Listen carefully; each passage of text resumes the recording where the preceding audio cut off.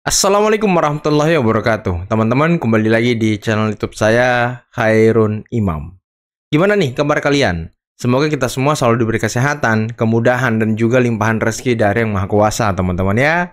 Nah, di video kali ini kita akan melihat bagaimana Egy Sujana sepertinya tidak ingin mempertanggungjawabkan omongannya, pidatonya, tuduhan liarnya selama ini kepada Pak Jokowi, yang dimana dia pernah mengatakan bahwa ijazah Pak Jokowi itu palsu, Pak Jokowi tidak punya ijazah, dan lain sebagainya. Dan ternyata Egy Sujana pernah terkena serangan telak, pukulan telak dari Ibu Irma Suryani. Dan memang dari dulu sepertinya Egy Sujana sangat getol gitu menyerang Pak Jokowi beserta keluarga. Nah, ada yang nanya gini teman-teman kemarin. Kok abang selalu mengatakan kalau Ahmad Khozinuddin itu HTI Tulen? Nah, sini saya ceritakan sedikit teman-teman ya. Ahmad Khozinuddin ini adalah Ketua LBH Pelita Umat, Lembaga Bantuan Hukum Pelita Umat. Dan LBH ini, orang-orangnya di dalamnya itu semuanya HTI teman-teman. Orang-orang Hizbut Tahrir. Yang dimana Hizbut Tahrir ini kan kalian tahu sendiri. Organisasi yang ingin mengubah dasar negara kita menjadi khilafah gitu. Nah, Ahmad Khozinuddin ini mungkin mulai membaur dengan TPUA, menjadi koordinator advokat TPUA karena ya di LBH Pelita Umat sudah tenggelam selama HTI dibubarkan oleh pemerintah, teman-teman. Jadi dia ini mencari muara-muara baru untuk menyebarkan paham-paham radikalnya gitu. Dan ini yang harus kita antisipasi, teman-teman. Dan ya Ahmad Khozinuddin ini memang sudah lama sering menulis di Facebooknya tentang ideologi khilafah, mengkritik pemerintah, mengkritik demokrasi, dan lain sebagainya. Jadi orang ini harus diantisipasi dan harus kita perhatikan bagaimana langkah-langkah yang diambil selama ini oleh dia. Jangan sampai dia menyebarkan paham-pahamnya ke orang-orang, teman-teman. Ini kan bahaya gitu. Nah, selain itu, ada beberapa video yang akan kita simak nanti terkait dengan orang yang paling enek di Indonesia saat ini. Kira-kira siapa ya?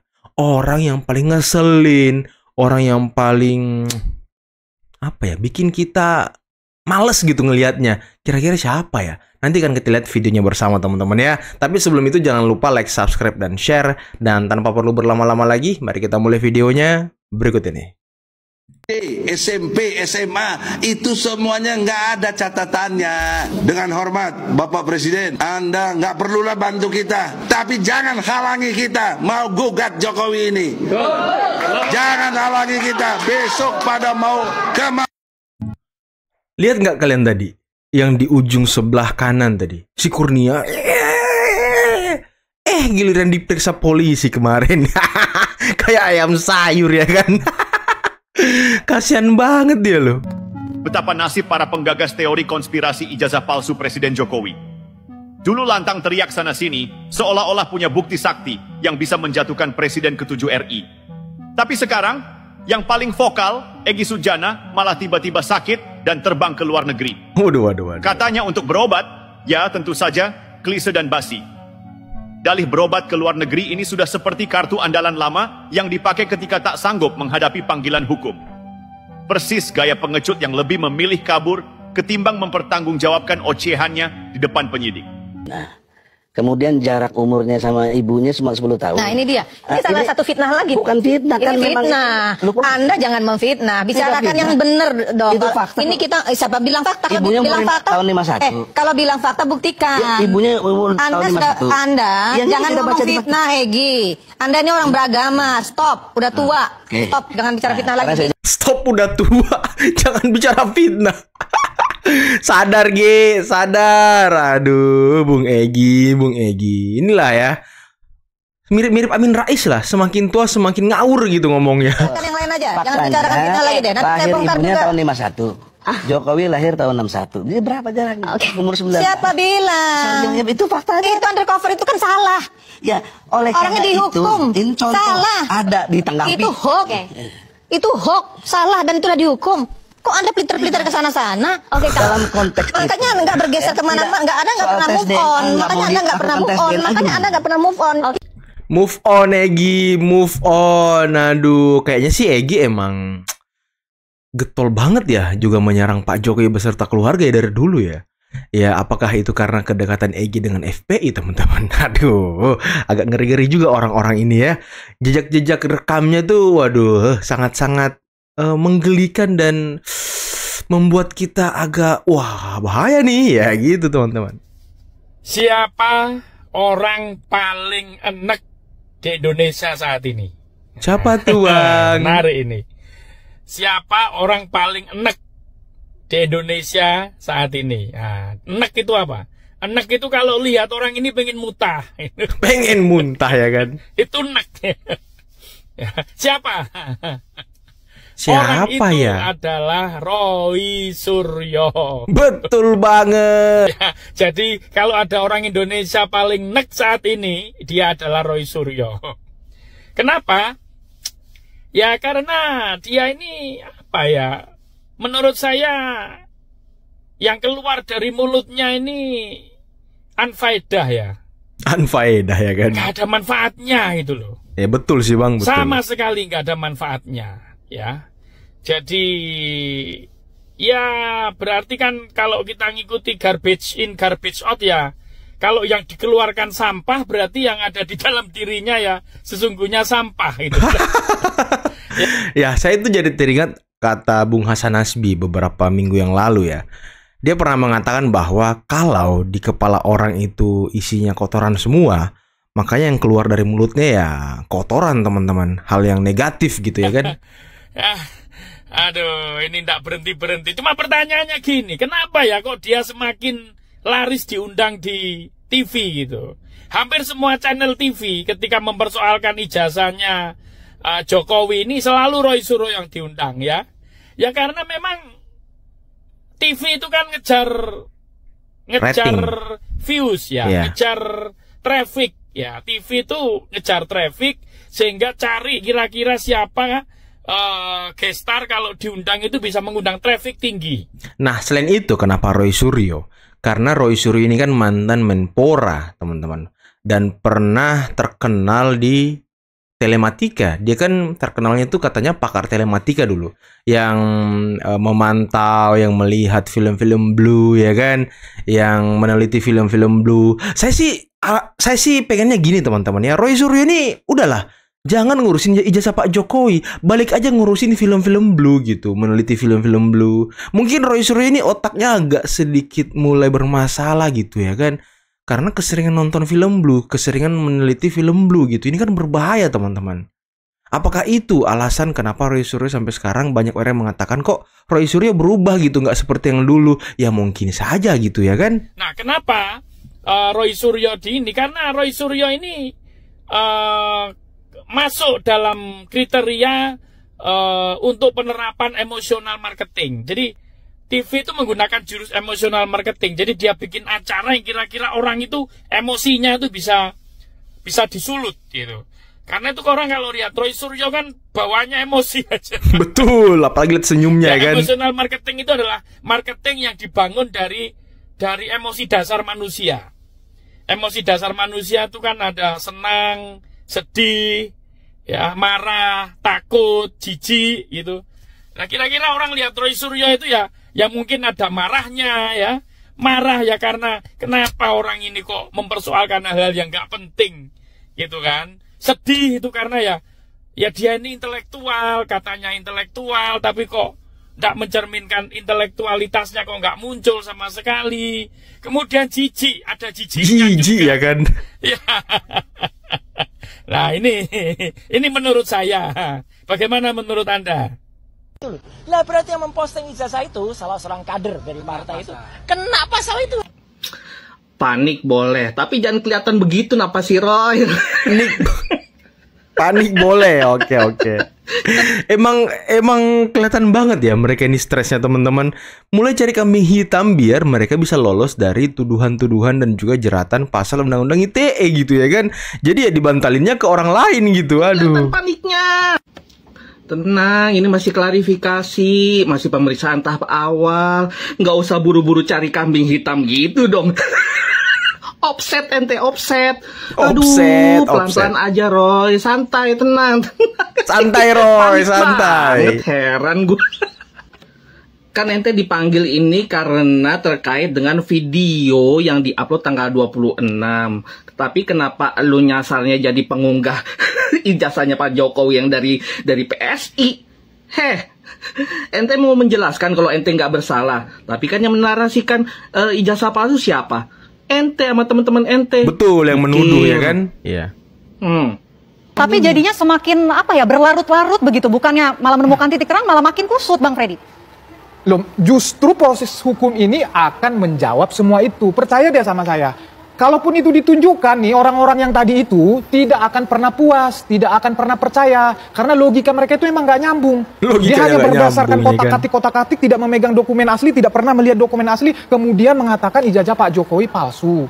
Jadi kan logikanya nggak nyambung. Mereka tidak percaya dengan UGM. Ya, apakah pernah ada kasus UGM satu saja pernah menerbitkan ijazah palsu?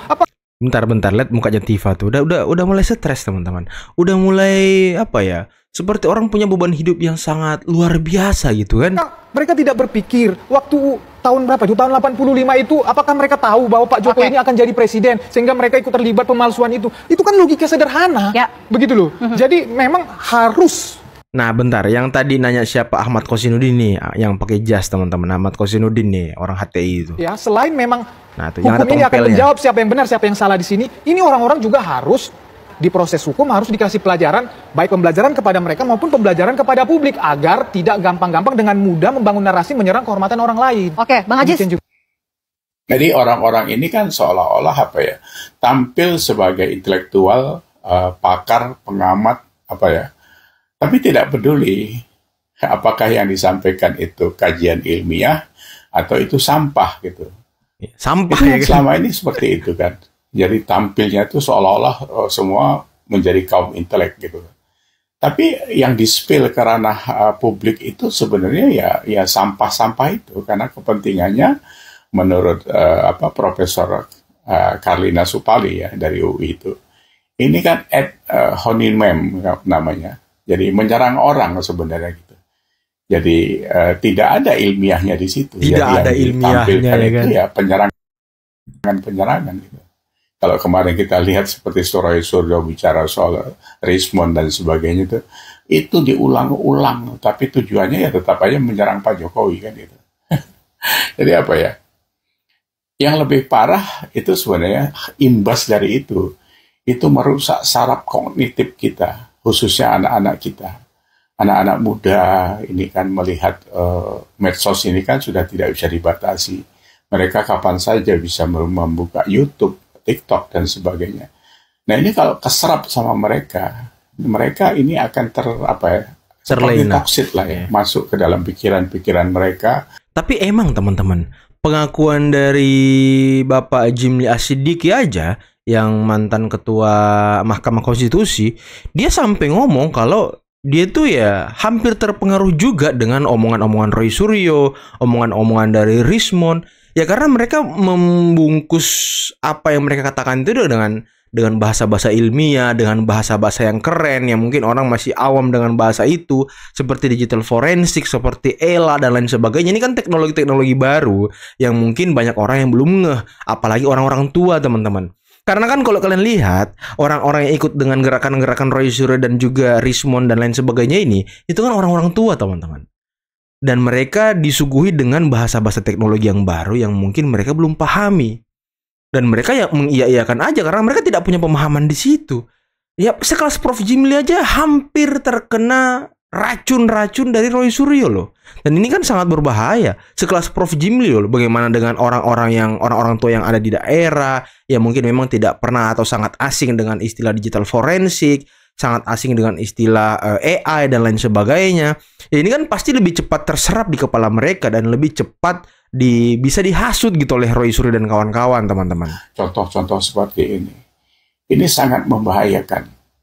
Karena apa? Masa transformasi dari kita sebagai kaum baby boomer, milenial ke Gen Z, Y dan seterusnya ini untuk menyiapkan diri di Indonesia emas ini akan rontok di tengah jalan. Saya tadi baca-baca ya di middle income trap itu sedang kita hadapi sekarang. Padahal kita mau tinggal ladas meninggalkan itu. Middle income trap ini kan ya seperti kita sekarang, proyeknya padat karya, tidak ada pembaruan, tidak ada industri ada pun terbatas. Nah ini kan yang mau diganti atau dilangkahkan lebih maju oleh persiapan Pak Jokowi itu, makanya ada hilirisasi dan sebagainya. Kalau ini tidak siap, ini akan tidak tercapai, sehingga kita nanti, apa kata mereka, bahwa contohnya adalah Amerika Latin. Jadi menjadi negara berkembang tidak pernah masuk kepada negara maju. Ini membahayakan. Meksiko, Brasil, dan sebagainya itu. Apa kita mau seperti itu? Apa mundur lagi ke belakang seperti Bangladesh, Pakistan, yang sekarang ini menjadi negara termiskin di dunia, gitu. Sri Lanka. Tidak seperti itu harusnya kita berpikir. Nah ini yang disayangkan kan dari kemarin. Purnawirawan ABRI itu saling mendukung dan tidak mendukung, minta Wapres diturunkan. Kemarin Pak Wiranto, Pak Khairuddin juga sudah tampil lagi mewakili Purnawirawan ABRI. Nah, saya itu jadi teringat teman-teman. Saya jadi teringat apa yang pernah dikatakan oleh Opung Luhut. Kalau negara maju itu tidak akan pernah menginginkan ataupun tidak ingin melihat negara berkembang itu menjadi negara maju. Karena tentu mereka punya saingan baru. Nah, salah satu cara untuk membuat negara berkembang ini tidak maju, ya mungkin salah satunya dengan narkotik, dengan film-film blue, dengan apa yang merusak generasi mudanya, dengan apalagi ya pertengkaran sesama anak bangsa. Nah, dan terakhir seperti yang sering dikatakan oleh Pak Prabowo, ya ini politik divide et impera, ya ini politik adu domba yang terus dilakukan untuk menyibukkan anak bangsa ini tidak memikirkan masa depannya, tapi berpikir bertengkar satu sama lain. Dan saya curiga apakah Roy Suryo ini memang ditugaskan untuk itu, atau ya ada bohirnya gitu ya kan, ada yang membayar mereka untuk melakukan ini. Ya ini yang masih saya penasaran teman-teman. Sebenarnya kan jadi benturan-benturan yang tidak sehat gitu. Hercules berantem sama Kang Deddy sama Gatot Nurmantio. Semua ini sebenarnya kan di bawah kontrol Pak Prabowo kalau saya lihat. Hercules dan Deddy itu kan sama-sama Gerindra. Purnawirawan ABRI ya harusnya di bawah Pak Prabowo sebagai presiden yang dari militer gitu kan. Ini kan sebenarnya tinggal panggil saja, dikasih tahu jangan berisik di ruang publik, sehingga bisa mengganggu kan gitu. Ini kalau Pak Prabowo membiarkan ini terus, ini akan berakibat tidak baik terhadap program-program itu gitu. Jadi Pak Prabowo percuma pidato ke sana kemari dengan menggelegar-gelegar seperti itu. Sementara begitu mau jalan, kita diserimpetin semua ini. Ini kalau kata Xi Jinping itu sebenarnya mereka ini pengganggu sebenarnya gitu. Kalau kita hidup mau terang, lampunya digelapin gitu kan. Kalau kita mau jalan, jalannya dihambat. Ini yang kayak gini ini tidak baik. Sangat tidak baik, memang sudah dari kalkulasi manapun ini sangat mengganggu. Jerimpetin kaki, kata orang Jawa. Nah ini harusnya Pak Prabowo bisa bertindak lebih cepat untuk mengatasi ini gitu. Nah teman-teman, itulah tadi beberapa video yang bisa kita simak, yang bisa kita saksikan pada kesempatan kali ini. Dan menarik ya, bagaimana Egy Sujana memang kalau kita lihat dari dulu banget, itu memang dia selalu menyerang Pak Jokowi beserta keluarga loh. Kalau kita dengar tadi obrolan Ibu Irma dengan Egy Sujana itu kan membahas Jokowi undercover. Dan ini sudah tahun berapa gitu Jokowi undercover itu teman-teman, 2019 apa 2020 gitu ya kan. Dan ini kan sudah sangat lama ya. Memang Egy Sujana berarti jejak rekamnya memang sangat benci dengan Pak Jokowi dan keluarga. Apakah ini karena Egy Sujana yang dekat dengan FPI gitu ya kan. Dan terkait dengan Ahmad Khozinuddin yang banyak bertanya kepada saya bahwa kok abang ya bisa mengatakan di hati tulen. Nah itulah tadi teman-teman, di awal video sudah saya jelaskan dia itu ketua LBH Pelita Umat. Memang dia itu di akun Facebooknya dan di kalangan orang-orang HTI itu dia dianggap sebagai seorang sastrawan, dan dia juga mengatakan bahwa dirinya itu sastrawan. Dan memang orang ini selalu menulis di akun Facebooknya, selalu memberikan ataupun mengkritik demokrasi, mengkritik pemerintah, mengkritik Pak Jokowi, mengkritik kebijakan-kebijakan pemerintah. Tapi dia mengkritik nih, tapi nanti diarahkan ke khilafah. Nanti dia akan mengatakan bahwa ya kebijakan ini tidak ada di sistem khilafah. Jadi dibandingkan gitu antara demokrasi dan khilafah. nanti dibanding-bandingkan yang mana lebih baik, yang mana. Jadi berusaha untuk meyakinkan orang bahwa ideologi khilafah, sistem khilafah itu sistem terbaik yang bisa kita gunakan untuk membangun Indonesia gitu. Dan sistem demokrasi adalah sistem yang paling buruk yang tidak harus kita ikuti. Nah, ini yang bahayanya teman-teman. Dan dia tuh memang, ya saya nggak tahu kalau sekarang ya, tapi dulu memang dia selalu menulis di akun Facebooknya. Dan memang ketika TPUA ini banyak mendapatkan masalah, Ahmad Khosinuddin itu langsung menawarkan dirinya untuk menjadi koordinator advokat. Karena memang dia juga seorang advokat teman-teman. Makanya kan di setiap isu-isu yang menyudutkan pemerintah ataupun di barisan oposisi, Ahmad Khosinuddin ini selalu punya selalu punya tempat untuk bisa bersuara gitu, untuk bisa tampil. Karena memang orang-orang mereka ini kan selama organisasi mereka dibubarkan, HTI itu dibubarkan, ya pasti mereka mencari muara baru, mencari cara baru, mencari strategi baru untuk tetap menyebarkan paham-paham ataupun ideologi yang mereka anut teman-teman. Dan ini yang harus kita perhatikan, ini harus kita lawan kalau memang mereka mulai menyebarkan paham-paham radikalnya. Walaupun sekarang kalau kita lihat Ahmad Khosinuddin itu kan tidak pernah ngomong soal ideologinya ketika mengawal sebuah kasus, nggak pernah teman-teman. Tapi di balik layar, nah ini yang kita tidak tahu. Itulah mungkin ya tentang sekilas Ahmad Khosinuddin yang selalu ditanyakan oleh teman-teman semua. Oke, mungkin cukup sekian dulu video kali ini. Jangan lupa like, subscribe, dan share videonya. Akhir kata, billahi taufiq wal hidayah. Wassalamualaikum warahmatullahi wabarakatuh. Bye-bye.